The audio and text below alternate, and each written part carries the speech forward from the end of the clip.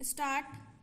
अध्यक्ष महोदय, सबसे पहले मैं अपने माननीय कार्यकारी पार्षद महोदय का, जिन्होंने बजट भाषण दिया है और अपनी नीतियों की घोषणा की है, उसके बारे में उनको हृदय से बधाई देना चाहती हूँ। मैं यह नहीं कहती कि कोई क्रांतिकारी परिवर्तन लाना चाहता है यह बजट, लेकिन मैं यह भी देखती हूँ कि यह बजट जो है धीरे धीरे गति से समाजवाद की ओर बढ़ता जा रहा है।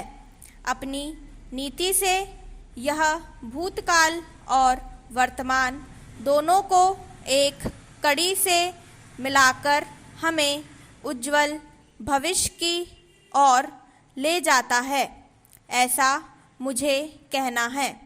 इस भाषण को पढ़ने से इसमें हमारा कोई भी वर्ग समाज का ऐसा नहीं है जिसे अछूता छोड़ा गया हो, क्योंकि भारतवर्ष एक कृषि प्रधान देश है और मैं यह समझती हूँ कि इस बजट के दौरान यह पूरी तरह से कोशिश की गई है कि ग्रामीण अर्थव्यवस्था को, जिसे हम अर्थव्यवस्था की रीढ़ भी कह सकते हैं, उस ढांचे में उस रीढ़ की हड्डी को और भी सशक्त बनाने का पूरी तरह से प्रयत्न किया गया है। हमारे ग्रामीण भाइयों के लिए जो कोशिश की गई है इस बजट के अंतर्गत, वह है उनको सिंचाई के लिए कुएं, गांवों में उनके लिए पक्की सड़कें, जिससे उनके खेत और घर दिल्ली के साथ जोड़ने की कोशिश की गई है। जितनी भी इसमें व्यवस्था की गई है उससे ग्रामीण भाइयों को बड़ी भारी सहायता मिलेगी। उसके अतिरिक्त ग्रामोद्योग के द्वारा जो रोजगारी का प्रबंध किया गया है उससे भी ग्रामीण अर्थव्यवस्था को एक बहुत बड़ी सहायता मिलेगी। Para change.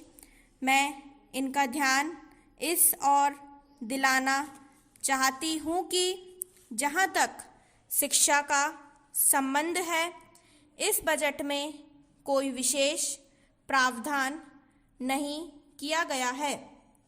मैं यह नहीं कहती कि शिक्षा के दौरान ज़्यादा स्कूल ना खोले जाएं, पर हमारी यह नीति होनी चाहिए कि भले ही स्कूल थोड़े खोले जाएं, पर सबसे बड़ी आवश्यकता इस बात की है कि शिक्षा की नीति में परिवर्तन की ज़्यादा आवश्यकता है, क्योंकि हम प्रजातंत्र में रहते हैं। प्रजातंत्र को अगर हमें सफल बनाना है तो सबसे पहले हमें ऐसे नागरिक चाहिए जिन्हें अपने अधिकारों और अपने कर्तव्यों का भली भांति ज्ञान हो। शिक्षा की वर्तमान नीति से हम अपने अधिकारों के प्रति ज़्यादा सजग होंगे और कर्तव्यों के प्रति बिल्कुल सजग नहीं होंगे। स्टॉप।